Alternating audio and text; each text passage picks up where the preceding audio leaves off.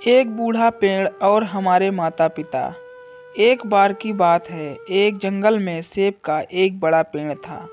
एक बच्चा रोज उस पेड़ पर खेलने आया करता था। वह कभी पेड़ की डाली से लटकता, कभी उस पेड़ से फल तोड़ता, तो कभी उसकी छांव में खेला कूदा करता था। सेब का पेड़ भी अपनी शीतल छाया देता उस बच्चे से काफ़ी खुश रहता था। कई साल इस तरह बीत गए। समय के साथ साथ एक दिन बच्चा कहीं चला गया और फिर लौट के नहीं आया। पेड़ ने उसका काफ़ी इंतज़ार किया, बेचैन हुआ, पर वह नहीं आया। अब तो पेड़ एकांत और उदास हो गया। समय बीतता गया, पर एक लंबे अंतराल के बाद वह बच्चा फिर से पेड़ के पास आया, पर वह काफ़ी कुछ बड़ा हो गया था।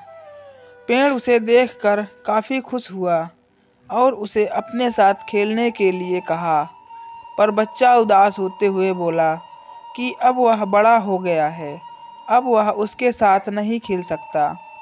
बच्चा बोला कि अब मुझे खिलौने से खेलना अच्छा लगता है, पर मेरे पास खिलौने खरीदने के लिए पैसे नहीं हैं।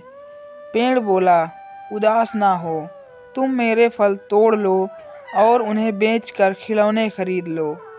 बच्चा खुशी खुशी फल तोड़ के ले गया, लेकिन वह फिर बहुत दिनों तक वापस नहीं आया। पेड़ बहुत दुखी हुआ। अचानक बहुत दिनों बाद बच्चा, जो अब जवान हो गया था, वापस आया। पेड़ बहुत खुश हुआ और उसे अपने साथ खेलने के लिए कहा, पर लड़के ने कहा कि वह पेड़ के साथ नहीं खेल सकता। अब मुझे कुछ पैसे चाहिए, क्योंकि मुझे अपने बच्चों के लिए घर बनाना है।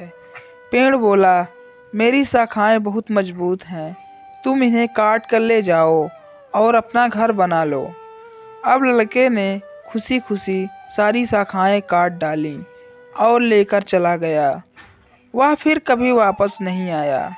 बहुत दिनों बाद जब वह वापस आया तो बूढ़ा हो चुका था। पेड़ बोला, मेरे साथ खेलो, पर वह बोला कि अब मैं बूढ़ा हो गया हूँ, अब नहीं खेल सकता।